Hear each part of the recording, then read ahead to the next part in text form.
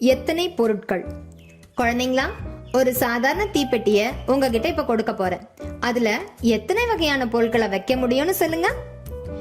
இது குழந்தைங்களுக்கு ஒரு அற்புதமான சோதனை.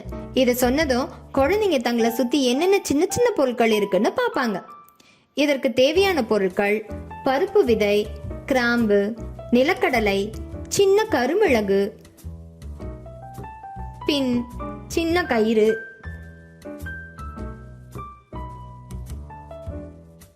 சீரக விதை, வெவ்வேறு வகையான சின்ன சின்ன தானியம்,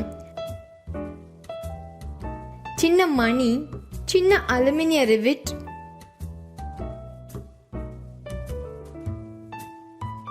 சின்ன பேப்பர் கிளிப், ஒரு சாதாரண பேப்பர் பின், ஸ்ட்ரா, சின்ன இலைகள், சின்ன கண்ணாடி பாசிமணிகள், ரப்பர் பேண்ட், பூவிதழ்,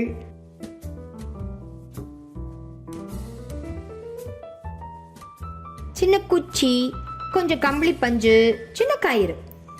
இதில் உள்ள ஒவ்வொரு பொருளையும் நம்ம சாதாரணமான ஒரு தீப்பெட்டியில அடைக்கலாம்.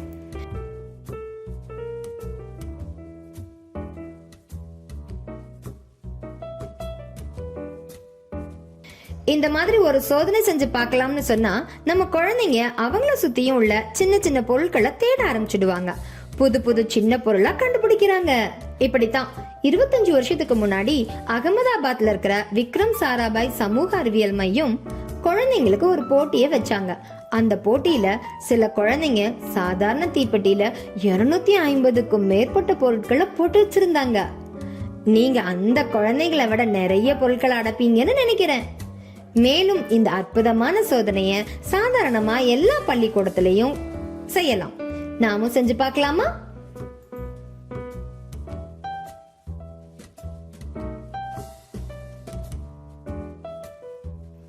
இத்தகைய பயிற்சியை மேற்கொள்வதன் மூலமா எளிய பொருட்களை கொண்டு நம் படைப்பாற்றல் திறனை நாமே வளர்த்துக் கொள்ளலாம்.